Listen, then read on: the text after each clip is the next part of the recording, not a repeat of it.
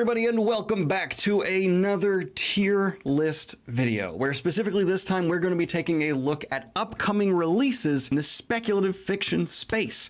And I'm really excited to get on through this. Chat is here with me, hello chat, to give recommendations as well for what I should be giving my thoughts on. And at the end, we'll kind of try and dissect the best we possibly can, predicting whether or not the rest of 2024 and 2025 will be a good year. Everything is okay now, everything is fine. Let's go ahead and kick this off with probably the most anticipated in my audience, which is going to be Wheel of Time Season 3. I actually am not 100% sure this is set to be coming out in 2025. I'm just doing my best judgment by the time frame we're seeing. This could be more of a 2026 thing because there has been quite a wait between seasons.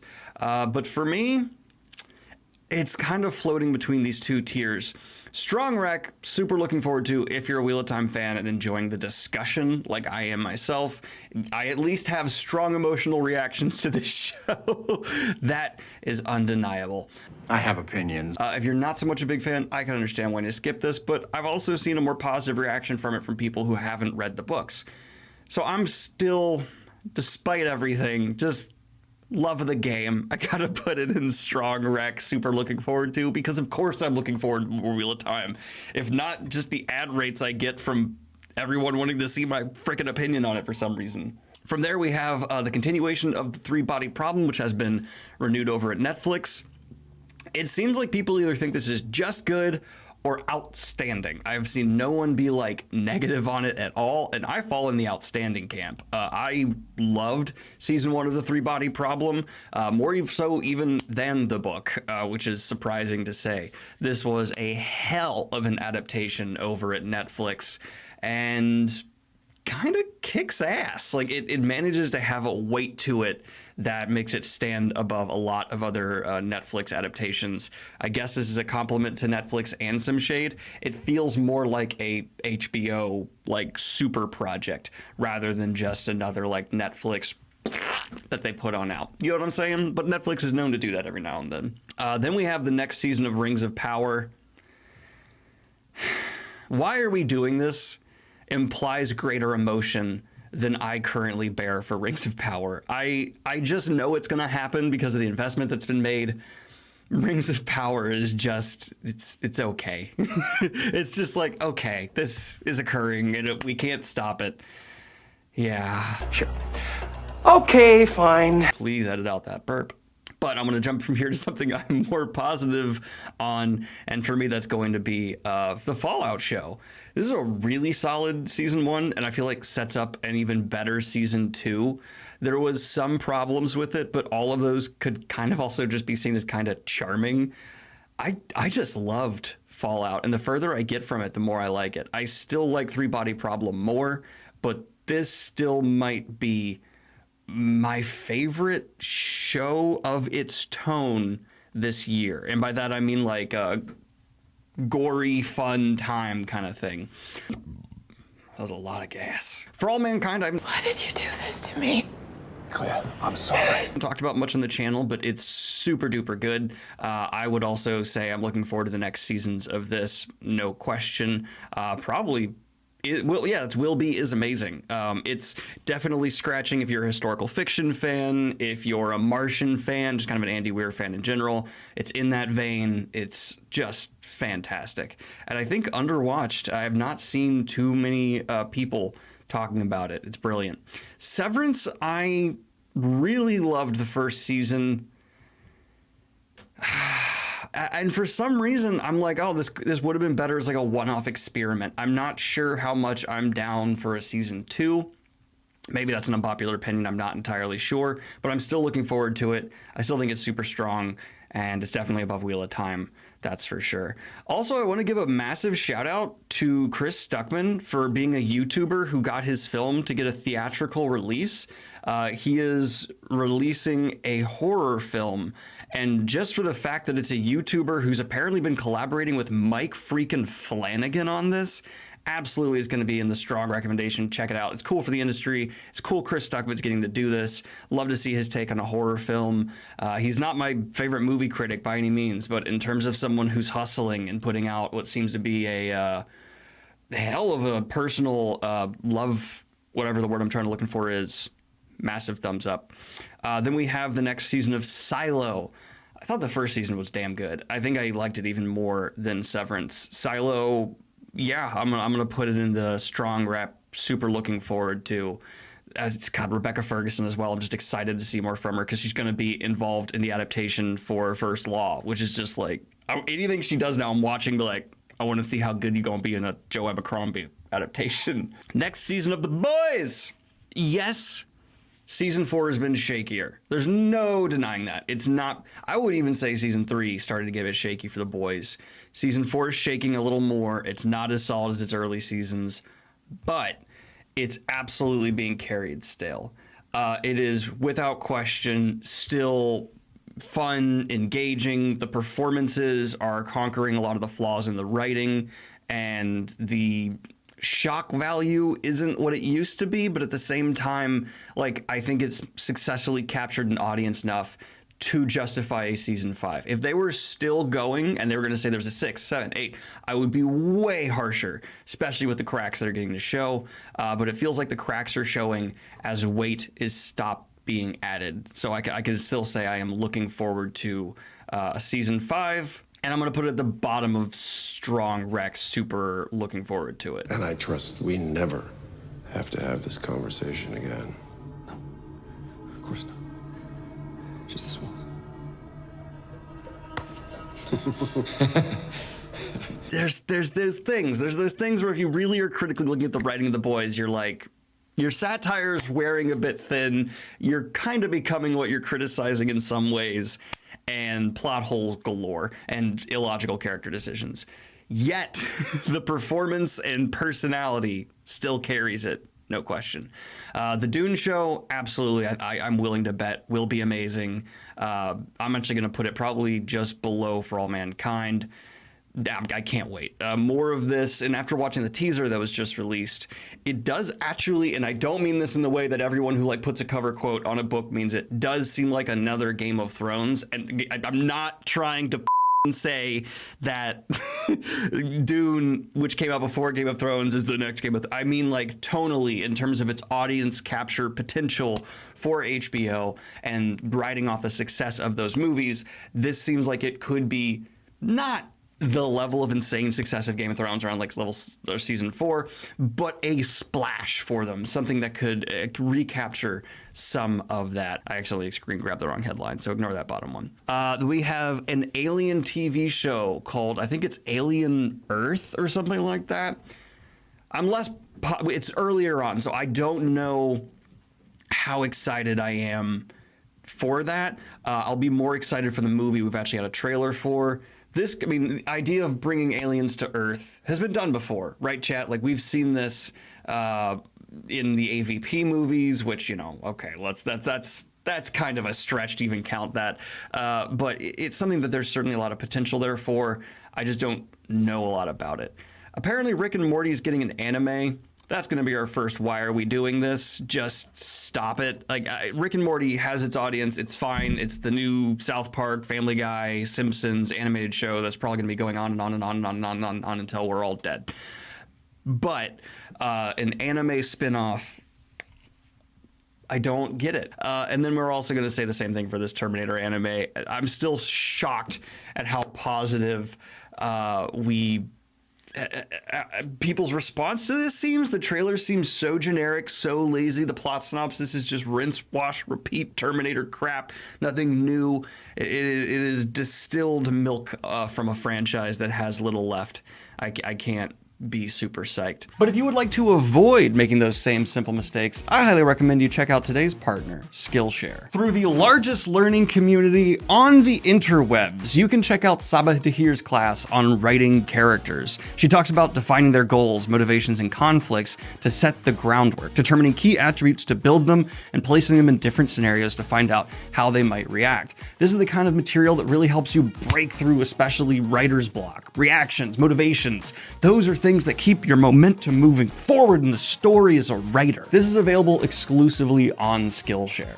They help turn your I want tos into I made it happens. And it's not just writing advice. They have publishing, design, coding, all kinds of content for you to binge that will keep you productive, picking up skills that you can then share. The first 500 people to use my link in the description will receive a 1-month free trial of Skillshare, so be sure to check that on out. But if you're thinking, I've already tried all of the skills, don't worry, they have elevated the advancement of the skills you can acquire, providing related courses that might be able to help give you an extra edge by providing another angle to a topic you would like to learn. So you can go from a dabbler to a pro by continuing through multiple courses. Oh, you did that photography class? Wonderful. It's gonna go ahead, slap on a photo editing class. Bam! These curated learning sequential classes really impressed me and I think are a great evolution for the Skillshare platform. So go ahead and click my link, make sure you're in the first 500 people to do so, and get your 1-month free trial of Skillshare today.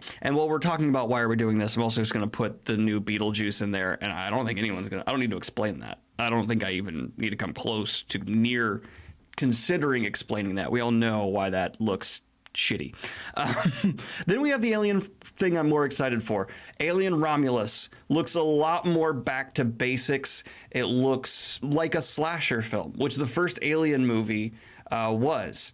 Could be even leaning into Aliens, kind of more action-y vibes, but the trailer is cut at least to feel more like that slasher that inspired Alien. And for that reason, that back to basics, I'm really excited for this. The Alien franchise has certainly had its udders abused. No one's questioning that.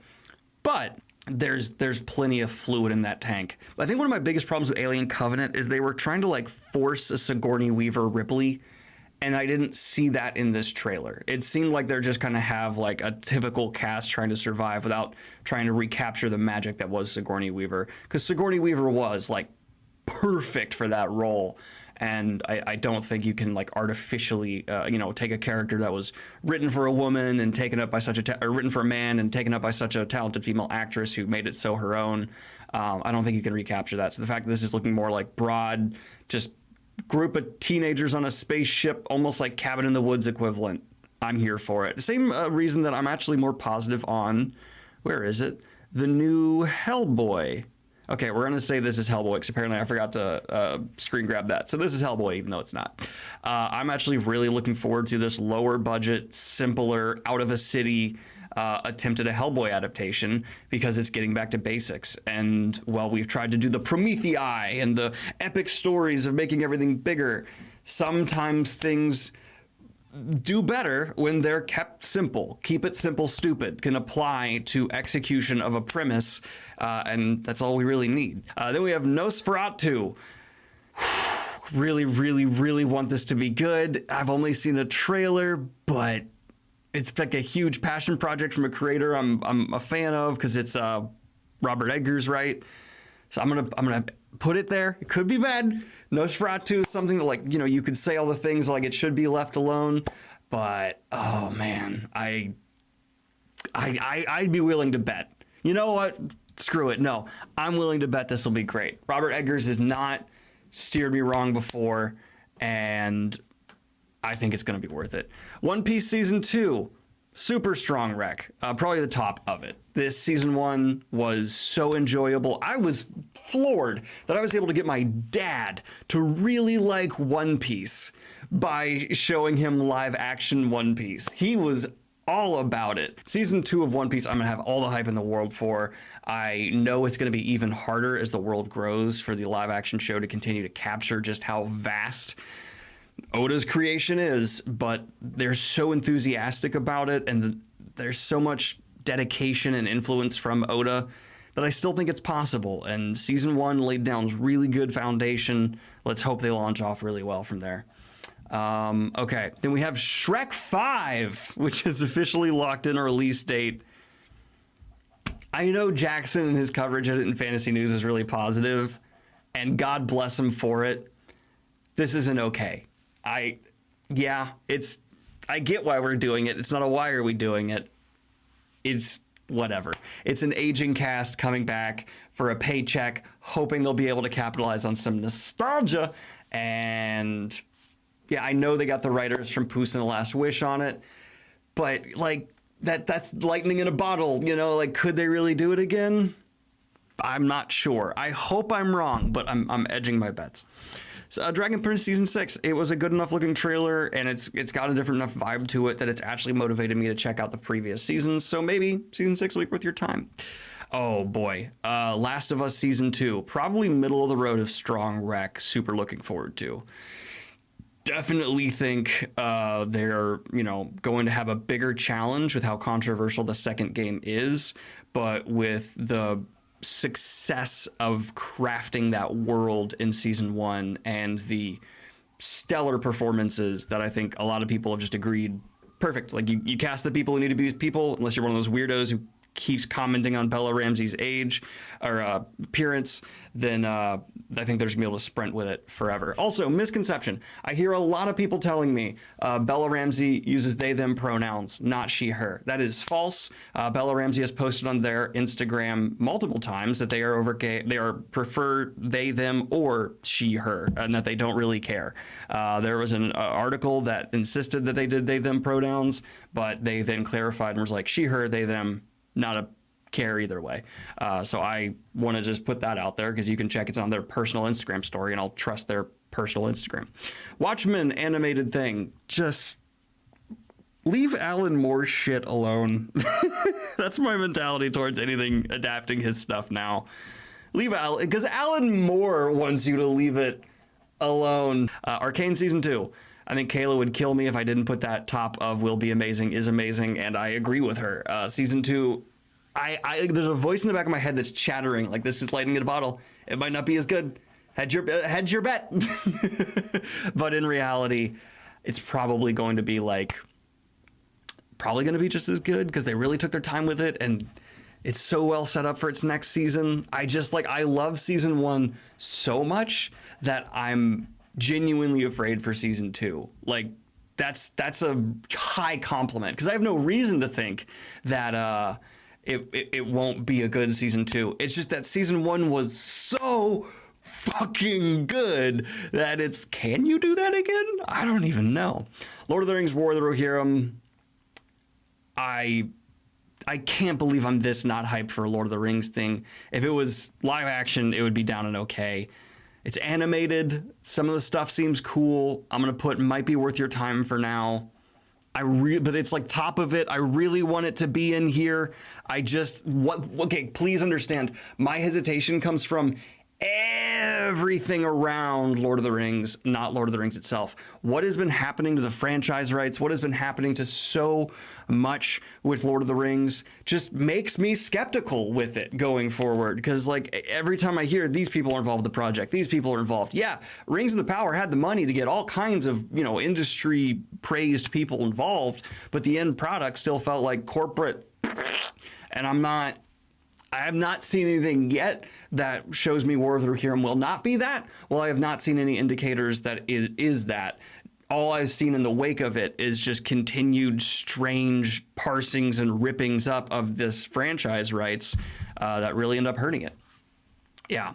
Then we have Crow. Why are we doing this? Here's my thing about the Crow remake. I don't have a problem with them remaking a movie that infamously had an actor die while filming it. That being said, though, it does give the impression, because The Crow is like a cult classic, it does give the impression this remake wouldn't happen if the actor hadn't died and made that like a part of the film's legacy, making the film a bigger thing than would have been otherwise. Does that make sense? It's just weird. And also the tone they're striking with it doesn't really fit the tone of the original. The tone of the original was super gothic, but in a more classical sense. This trailer, at least, I'm not trying to judge the final film, feels more like what a 16-year-old walks away from the original Crow with instead of an adult. Does that make sense? It doesn't have the real edge that the original Crow had, and instead it feels like it has what the remembered edge from people who were young when it came out remembered the Crow being. And I can't really justify it beyond that. 28 years later has been confirmed, and that's kind of awesome. Might be worth your time. This, franchise stuff that's this long in between with creatives coming back. I guess Ridley Scott has just made me feel kind of jaded about this stuff because of what he's done. But I might be worth your time. Not as excited as I would be. And I don't mean that as like a huge shot against Ridley Scott. The guy's just, he's disappointed me a few times.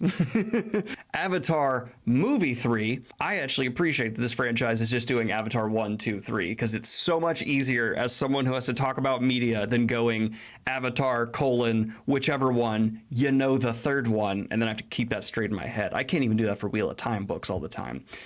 Might be worth your time. I watched Avatar 2 finally, and I know I didn't do it on the screen it was meant to be on. I watched it on my OLED iPad screen as a way to test out the OLEDness of it. And it looked spectacular. It looked amazing. Oh my gosh. But that's kind of it. And it's not doing anything else aside from that. So I'm just going to say, the third one, if you're into the greatest tech visual demo of all time for your screen, might be worth your time.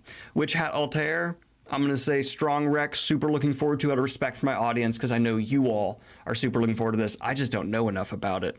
Gladiator 2. Ridley Scott's directing this, right? I will not deny that Ridley Scott is one of the greatest filmmakers ever. No question. But the guy's track record of late has been like a blind man at a shooting range. Sometimes there's a hit. Sometimes even in his bad movies, there's moments of true greatness. But coming back to Gladiator all of these years later, it might be harsh, but I'm going to put it top of might be worth your time. I can't do any more than that. Tomb Raider anime, okay. Whatever. I actually really wish the Tomb Raider franchise would be done justice. I am a fan, a defender of the original Lara Croft Tomb Raider movie, and I think it could be a king or queen, I should say, of schlock, right? And I don't mean that in a bad way. I just mean well done, adventure, Indiana Jones style stuff. I consider Indiana Jones kind of schlocky. He melts Nazis, or Nazis melt their own faces at the end of one of the movies. It's a bit schlocky. And I think Tomb Raider has that potential. We have just not seen it reach that. And an anime, to me, is not the right step. Avatar Season 2. I was going to do a review of the Avatar show, and then Tim Hickson, Hello Future Me, put out his review of the first season, and it was spectacular. He pretty much said everything that I thought could be said about it and was mostly right. I would have been maybe a touch harsher than him. Unfortunately for me, it just sits at the top of okay. I could see if I was bored and there was literally nothing else on screen, I could sit down and watch another season of it, but it's just not doing it. Here's the perfect way to summarize it. It exists. There is zero reason to watch that version of the story over the original anime. Zero. None. Zilch. So I mean, and that's a tremendous fault, right? Because it didn't come from a huge thick book that's difficult to get through. It came through an extraordinarily bingeable show that is still easy to get a hold of now. And I would say this is a harder watch. So yeah, it did not do the bare minimum of an adaptation of being some form of appeal greater than its source material. It's sad. Smiling Friends. I love this show so goddamn much. It is as good as you remember Aqua Team Hunger Force being when you were a kid and you were watching that growing up. That is how good Smiling Friends is. Smiling Friends is absurdist, fantasy comedy, just genre bending, no rules, be whatever, but also kind of obey the stringent storytelling structure while pulling it. Just watch it for yourself. There are these 10 little quick things and 10-minute things that you'll be able to get through. And for the first 3, you'll probably be like, Daniel, what are you talking about? This is weird. I don't love this. But by the end of the first season, I'm pretty sure you'll be immediately binging the next and not regretting it. It's totally fun, totally stupid, perfectly what it is. And I'm very happy about that. Then we have Delicious in Dungeon Season 2. We're late enough in the video. YouTube's not going to care. This is the best stoner fantasy of its generation. I after a long work day or a day where, writing is just not happening, have had so much fun, lighten up a little bit of a joint, sitting down and just letting this show happen. That's how I watch it. I don't try and predict. I don't try and be hypercritical. It is such nice brain candy, and it has this crazy intense over the top action sequence cold open, and then it just shifts gears and is like stir fries. And it also has one of the best characters ever who has zero facial expression change and is simply there to enamor you with talk of food. I don't think it'll be for everybody, but if you are someone who craves just, hey, I do a lot of thinking throughout the day and I just want something that's perfectly quality, Delicious in Dungeon might just be perfect. It is fun. Really, really enjoy it. And also, what a premise and what an execution of that premise. Okay, that is my little look, my thoughts on upcoming fantasy for the near future. I think it's a total good time. I think looking at this list, we're in for a pretty kick-ass year in the visual mediums. We have a lot of wonderful season 2s coming, some new shows, new movies I'm excited for, some iffy stuff, but not a heavy amount of weight in the bottom 2 tiers here. So let's just hope a lot of these in the upper 2 tiers especially do live up to what I'm pulling for them. But that should be the end here. But this has just been my thoughts on the upcoming stretch of time for the science fiction fantasy space and what we might be getting. I'm actually really excited for a lot of these. It's a good little hopeful horizon for speculative fiction in the visual mediums. Like and subscribe if you have not already. Hit the Patreon if you want to support what I do here. And say hi potato in the comments section. Have a good one, y'all. Peace.